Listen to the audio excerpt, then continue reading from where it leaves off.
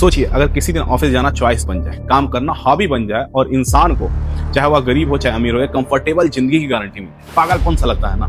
लेकिन ये बात किसी मोटिवेशनल स्पीकर ने नहीं कही है, एलन मस्क ने कही है। हाँ दोस्तों, निखिल कामत और यक्स के एलन मस्क के साथ लेटेस्ट पॉडकास्ट में, और ये पॉडकास्ट इतनी बड़ी बात कहता है कि आने वाले 20 सालों में दुनिया का चेहरा बिल्कुल बदल जाए। निखिल कामत जीरोधा के को फाउंडर हैं और उनका पॉडकास्ट चैनल है पीपल बाय WTF, जहां मोदी से लेकर के दुनिया के दिग्गज लोग आ चुके हैं। कुछ दिन पहले टीजर आया एलन मस्क के साथ, लोगों ने कहा ये AI डीप फेक। मस्क के अपने AI ग्रॉक ने भी कहा ये AI जनरेटेड लगता है। लेकिन फिर आया पूरा पॉडकास्ट 2 घंटे का, और उसमें बातें थी H1B वीजा की, टैरिफ पॉलिसीज की, अमेरिका के बढ़ते कर्ज की, और सबसे ज्यादा AI की वजह से काम के ऑप्शनल हो जाने की। अब हम इसे डिकोड करते हैं साफ, सीधा और डेटा के साथ। सबसे पहले इमिग्रेशन। ट्रंप ने हाल ही में H1B वीजा पर $1 लाख की फीस लगा दी। मतलब अमेरिकी कंपनियों के लिए इंडिया जैसे देशों से टैलेंट को बुलाना बेहद मुश्किल हो गया।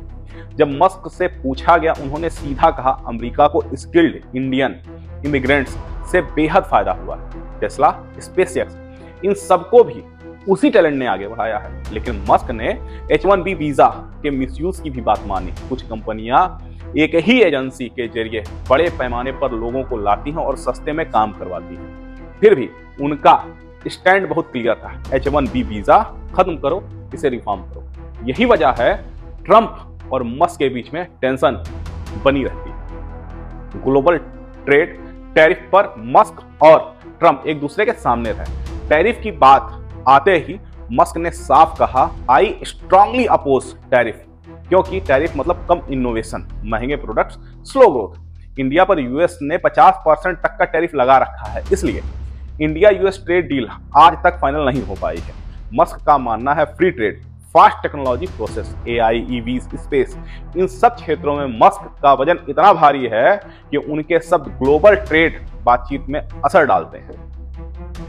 उन्होंने बात की यूएस डेब्ट क्राइसिस की भी, यह बहुत ही महत्वपूर्ण है। IMF ने चेतावनी दी है कि अमेरिका का कर्ज GDP के मुकाबले जल्द ही इटली और ग्रीस जैसे देशों को भी पार कर जाएगा। मस्क ने कहा फेडरल डेब्ट्स डेंजरली हाई, और असली समस्या दोनों पार्टियां हैं, डेमोक्रेटिक हो या रिपब्लिक हो, उनका आपस में झगड़ा है। एक कहता है टैक्स कम करो, दूसरी कहती है टैक्स बढ़ाओ, एक कहती है वेलफेयर कट करो, दूसरी कहती है बिल्कुल मत छोड़ो।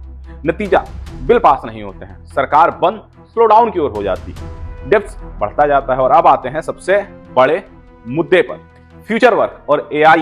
मस्क का सबसे बड़ा दावा या पॉडकास्ट का हार्डकोर फ्यूचर पार्ट है। मस्क ने कहा नेक्स्ट 10 to 20 ईयर्स में काम करना ऑप्शनल हो जाएगा, और उन्होंने बताया कैसे। AI ह्यूमन लेवल का इंटेलिजेंस के करीब तक पहुंच रही है।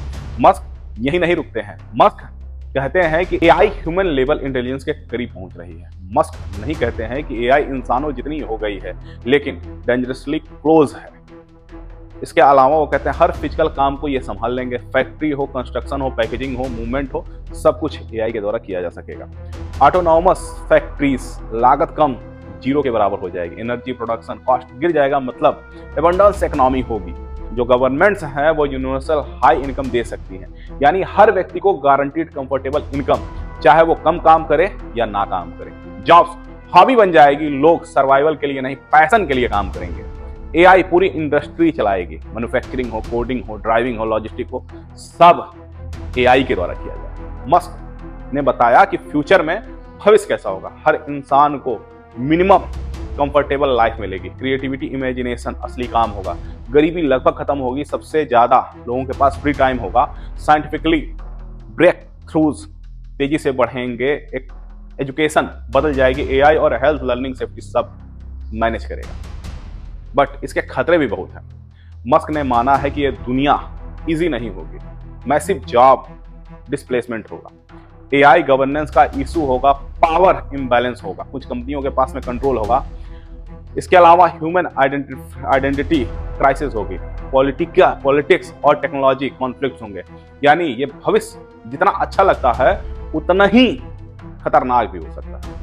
और पॉडकास्ट के आखिर में मस्क ने एक ऐसी बात कही जिसने लोगों को चौंका दिया। उनकी पार्टनर सिमोन बिल्स आधी भारतीय हैं, उनके बेटे का मिडिल नेम है शेखर। भारतीय फिजिस्ट सुब्रमण्यम चंद्रशेखर के नाम पर उन्होंने रखा है। भारत ने उनका कनेक्शन सिर्फ बिजनेस से नहीं, पर्सनल भी है, या उन्होंने कहा। और अंत में उन्होंने कहा ये पॉडकास्ट सिर्फ बातचीत का नहीं था, यह 20 साल के अगली दुनिया का ब्लूप्रिंट था। अब सवाल, क्या भारत इस बदलाव को लीड करेगा या फिर देखता रहेगा? वीडियो कैसा लगा है बताइएगा कमेंट में जरूर। अच्छा लगा हो तो ग्रुप से जुड़ जाइए।